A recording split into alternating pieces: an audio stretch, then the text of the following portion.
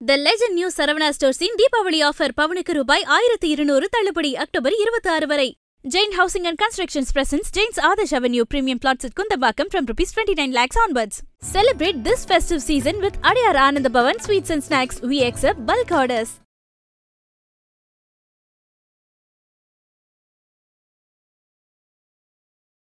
திமுகவிலிருந்து வழக்கறிஞர் சரவணன் நம்மளோட தொலைபேசி வாயிலாக இணைஞ்சிருக்கார். சரவணன் சார் வணக்கம். வணக்கம். உச்சநீதிமன்றம் வந்து இந்த வழக்கு சிபிஐக்கு மாற்றி வந்து உத்தரவிட்டிருக்கிறாங்க. நிறைய விமர்சனங்களும் வந்து முன்வைக்கப்பட்டிருக்கு. இதை எப்படி பாக்குறீங்க? இப்போ விமர்சனம் அப்படின்னா விசாரணையை பற்றி எந்த விமர்சனமும் கிடையாது. திமுக அரசு மேல எந்த விமர்சனமும் கிடையாது. அவங்க வந்து சிபிஐக்கு மாற்றி இருக்கிறார்கள். உயர்நீதிமன்றம் எஸ்ஐடி தலைமையில ஒரு விசாரணையை அமைக்க வேண்டும்னு சொல்லியிருக்காங்க. இப்போ உச்ச நீதிமன்றம் வந்து என்ன பண்ணுது, அது அந்த எஸ்ஐடி வேண்டாம், சிபிஐ விசாரிக்கணும்னு சொல்லியிருக்காங்க. ஸோ என்னவா இருந்தாலும் விசாரணை நடக்க தானே போகுது. அங்க என்ன நடந்தது அப்படின்றது மினிட் பை மினிட் வீடியோல இருக்கு. யாரும் இதை வந்து மாத்தி சொல்லவோ இல்ல இது பண்ணவோ முடியாது. என்ன டைரக்டா இப்போ விஜய் வந்து டைரக்டா பாஜகவோட கண்ட்ரோலுக்கு போயிடுவாரு. தாவேகாவும் திரு விஜயும் ஸ்ட்ரைட்டா பாஜக கண்ட்ரோலுக்கு போயிடுவாங்க. ஆதவர்ஜுனா இந்த முயற்சியை எடுத்துக்கொண்டிருந்தார், அவர் வெற்றி பெற்றிருக்கிறார். ஓகே. சோ அப்ப விஜய் கிடைச்ச வெற்றி இல்ல ஆதவர்ஜுனா கிடைச்ச வெற்றியா? பாஜகவிற்கு கிடைத்த வெற்றி. ஓகே சார், அதுல இன்னொரு முக்கியமான விஷயம் வந்து நீங்க ஒரு வழக்கு அங்க நடக்கிற வாத பிரதிவாதங்களின் அடிப்படையில வந்து பெரிய அளவில் வந்து ஒரு தாக்கத்தை ஏற்படுத்தும். இப்போ உங்களுக்கு முன்னாடி வந்து பேசின ஆர்கே சார், மூத்த பத்திரிகையாளர் ஆர்கே என்ன சொன்னார் அப்படின்னா, அரசு தரப்புல உச்சநீதிமன்றத்தில் ஆஜரான வழக்கறிஞர்கள் வந்து வெல் இன்ஃபார்ம்டா இல்ல, நீங்க போஸ்ட்மார்ட்டம் பற்றி உண்மைக்கு மாறான ஒரு தகவலை வந்து அங்க பாதிக்கப்பட்டவர்கள் தரப்பு வழக்கறிஞர்னு சொல்லிட்டு ஒருத்தர் வைக்கிறார். 4 மணி நேரத்துல 40 போஸ்ட்மார்ட்டம் வந்து நடத்தப்பட்டது அப்படின்னு சொல்லிட்டு. அங்க என்ன நடந்தது அப்படின்றது வந்து நம்ம எல்லோருக்குமே தெரியும். போஸ்ட்மார்ட்டம் எவ்வளவு நேரத்துல நடத்தப்பட்டது அப்படின்றது வந்து இங்க எல்லாருக்குமே தெரியும். ஆனா இந்த விஷயத்த வழக்கறிஞர் வில்சனும் சொல்லல, மூத்த வழக்கறிஞர் முகுல் ரோஹத்கியுமே வந்து அங்க பதிவு பண்ணல. சோ அரசு வழக்கறிஞர்கள் வந்து ஒரு போதுமான இன்ஃபர்மேஷன் இல்லாம உச்சநீதிமன்றத்துக்கு போயிட்டாங்களா? இல்ல அப்படி சொல்ல முடியாது. ஏன்னா அந்த விசாரணையை வந்து நானும் பார்த்து கொண்டிருந்தேன். நீதியரசர்கள் வந்து அந்த விஷயத்த வந்து ஒன்னும் அவ்வளோ பெருசா கன்சிடர் பண்ண மாதிரி தெரியல. அதை வந்து மறுத்தார். திரு வில்சன் அவர்கள் வந்து மறுத்தார், அப்படி நடக்கல அப்படின்றத மறுத்தாரு. அதன் பின்னர் வந்து இந்த எவ்வளவு நேரத்துல போஸ்ட்மார்ட்டம் நடந்துச்சு அப்படின்ற அந்த தரவுகள் எல்லாத்தையுமே வந்து நீதிமன்றத்துக்கு கொடுத்தார். ஃபுல்லா பார்த்துட்டு இருந்தோம். இது வந்து அந்த அடிப்படையில இது வந்து மாறின மாதிரி தெரியல. இது வந்து முற்றிலும் வேற ஒரு அடிப்படையில இது வந்து மாற்றப்பட்டிருக்கிறது. அவங்க வந்து ஜுரிஸ்டிக்ஷனல் இஷ்யூஸ்ல போறாங்க. சென்னை உயர்நீதிமன்றம் எப்படி பண்ணிருக்க முடியும் அப்படின்னு அந்த ஜுரிஸ்டிக்ஷனல் இஷ்யூஸ்ல போறாங்க. போய் இதுல வந்து தமிழ்நாடு அரசுக்கோ இல்ல வந்து இவர்களுக்கு எதிராகவோ பெரிய ஒரு விமர்சனத்தையோ எதையோ வந்து வைக்கல. இப்போ என்ன நம்முடைய இதெல்லாம் என்ன அப்படின்னா, இது வந்து சிபிஐ விசாரித்தா என்ன, எஸ்ஐடி விசாரிச்சா என்ன, சிபிஐ இவர் திரு விஜய் அவர்கள் வந்து இதுல வந்து சம்மந்தமே படலன்னு சொல்லிட்டாங்களா, இல்ல தாவக்கே அவருக்கு இதுல வந்து எந்த பொறுப்பும் கிடையாது அப்படின்னு சொல்லிட்டாங்களா, இவங்க வழக்கு எல்லாத்தையும் விடுவிச்ச உத்தரவு போட்டாங்களா? இல்ல, இது வந்து ஒரு இது பையன திரு விஜய் அவர்கள் தான் சொன்னாரு, சிபிஐ எதுக்கு சிபிஐக்கு கொடுக்குறாங்க இந்த அஜித்குமார் கேஸ 6 வருஷம் ஆற போடுறதுக்கான்ட்டு. இப்ப திருப்பி நம்ம விஜயை பார்த்து கேட்க வேண்டியது இதுதான். ஐயா, இது வந்து நீங்க வந்து 6 வருஷம் ஆற போடுறதுக்காக வந்து இப்ப இந்த சிபிஐக்கு வந்து இது பண்ணிருக்கீங்களா அப்படின்னு தான் சொல்லி தான் நம்ம கேட்கணும். சார், எனக்கு லீகலா அதுல வந்து ஒரு 2 டவுட் இருக்கு. நீங்க சொன்னீங்க உச்சநீதிமன்றம் வந்து இதை வந்து ஜூரிஸ்டிக்ஷனா பார்த்திருக்காங்க அப்படின்னு சொல்லிட்டு.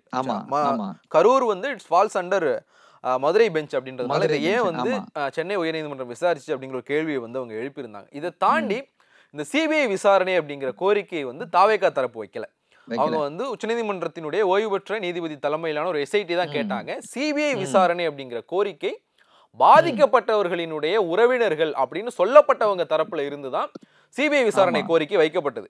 நீங்க மதுரை உயர்நீதிமன்றத்தினுடைய மதுரை கிளையில இந்த இதுக்கு அடுத்த நாள், அதாவது 29ஆம் தேதி சிபிஐ விசாரணை கோரி சில பேர் மனு தாக்கல் பண்ணப்போ மதுரை பெஞ்ச் வந்து ஒரு கேள்வியை கேட்டிருந்தாங்க. நீங்க யாரு இதை கிளைம் பண்றதுக்கு? நீங்க வந்து பாதிக்கப்பட்டவங்க கிடையாது, நீங்க வந்து இதுல நீங்க வந்து இதுல அஃபெக்டட் கிடையாது, சோ கிடையாது, இது கிரவுண்ட்ஸே கிடையாது அப்படின்னு சொல்லிட்டு அதை வந்து நிராகரிச்சிருந்தாங்க.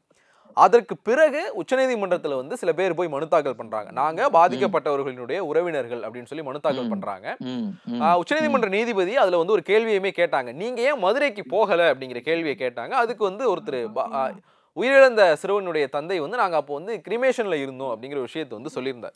ஆனா இன்னைக்கு காலையில இந்த சிறுவனுடைய தாய் உச்சநீதிமன்றத்துல காணொலி வாயில ஆஜராகி அவருக்கும் எங்க குடும்பத்துக்கும் சம்பந்தமே இல்லை. அதே மாதிரி இன்னொருத்தர் வந்து என் பேர்ல எனக்கு தெரியாம மனு தாக்கல் பண்ணியிருக்காங்க அப்படிங்கிற விஷயத்த சொல்லியிருக்காங்க.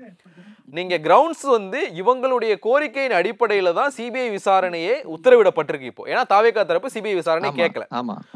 ஜிஎஸ் மணி வந்து சிபிஐ விசாரணை கேட்கறதுக்கான கிரவுண்ட்ஸ் அவருக்கு கிடையாது. சோ பாதிக்கப்பட்டவங்களுடைய கோரிக்கையில தான் இதை பண்ணிருக்கீங்க. ஆனா பாதிக்கப்பட்டவங்க நாங்க மனுவே தாக்கல் பண்ணலன்னு ஒரு விஷயத்த சொல்லியிருக்காங்க. உச்சநீதிமன்றம் இதை ஏன் வந்து கணக்குல எடுத்துக்கல? இல்ல தமிழ்நாடு அரசு இது அடுத்த கட்டமா எப்படி எடுத்துட்டு போகும்னு சொல்லுங்க. இல்ல இப்போ அதுதான் நல்ல ஒரு முக்கியமான கேள்வியை வந்து கேட்டிருக்கீங்க. இப்போ உச்சநீதிமன்றம் வந்து சிபிஐக்கு விசாரணையை மாத்திருக்காங்க. யாரு? பாஜகவுடைய கோரிக்கை. சிபிஐ விசாரணை வேண்டும்னு சொல்லி கேட்டது பாஜகவுடைய கோரிக்கை.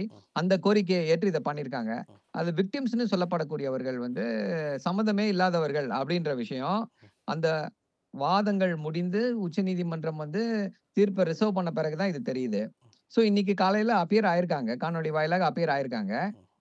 நீதியரசர் வந்து என்ன சொல்லியிருக்காரு அப்படின்னா, இல்ல இதை நாங்க வந்து we will take cognizance of this.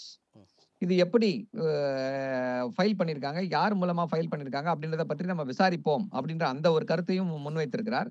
So கண்டிப்பாக இதுக்கு பின்னால் இருக்கக்கூடிய சதி என்ன, இது வந்து ஒரு அரசியல் நோக்கத்தில் செய்யப்பட்டிருக்கிறதா, ஏமாற்றும் நோக்கில் செய்யப்பட்டிருக்கிறதா, யார் இதுக்கு பின்னாடி இருக்காங்க அப்படின்றதெல்லாம் கண்டிப்பாக உச்சநீதிமன்றம் வந்து விசாரணை நடத்தி கண்டிப்பாக அதை வெளிக்கொண்டு வரும். அதுல நமக்கு எந்தவித சந்தேகமுமே வேண்டாம்.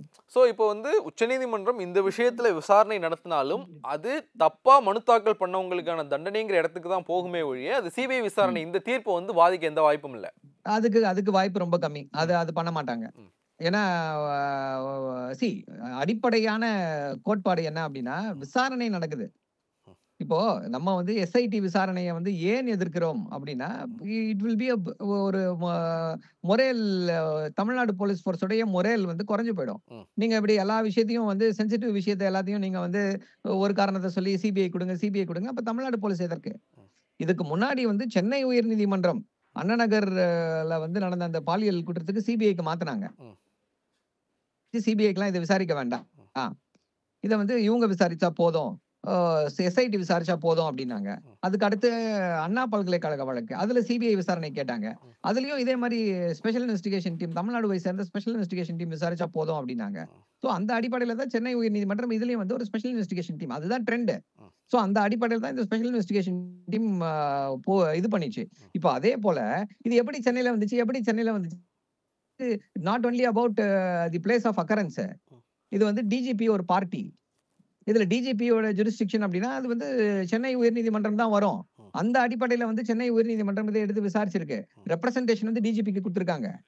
சோ அந்த அடிப்படையில் தான் இது பார்க்கணும். இதை அப்படித்தான் எடுத்துக்கொள்ள வேண்டுமே தவிர இது நீங்க எப்படி விசாரிக்க முடியும், அப்படி விசாரிக்க முடியும்லாம் சொல்ல முடியாது. சரவணன் சார், நீங்க தொடர்ந்து இணைப்பிலே இருங்க. அதிமுக எம்பி இன்பது சரவணன் சார் சம்ம பண்ணிடுங்க. அதுதான் இப்போ அதனால இது வந்து ஒரு பின்னடைவோ இல்ல தொய்வோ எதுவுமே கிடையாது. என்ன அதுதான் ஏற்கனவே சொன்னது போல அரசியல் ரீதியாக பாஜகவினர் வந்து திரு தாவேகாவை வந்து கட்டுப்பாட்டுக்குள் கொண்டு வர சிபிஐ பயன்படுத்துவார்கள். நன்றி சார். தொலைபேசி வேலை அணிஞ்சு உங்களுடைய கருத்துக்களோட பகிர்ந்து கொண்டமைக்கு மிக்க நன்றி. The Legend New Saravana Stores in Deepavali offer பவுனுக்கு ரூபாய் 1200 தள்ளுபடி அக்டோபர் 26 வரை. Jain Housing and Constructions presents Jain's Adarsh Avenue Premium Plots at Kundambakam from ₹29 lakhs onwards. Celebrate this festive season with Adiyar Anand Bhavan Sweets and Snacks. We accept bulk orders.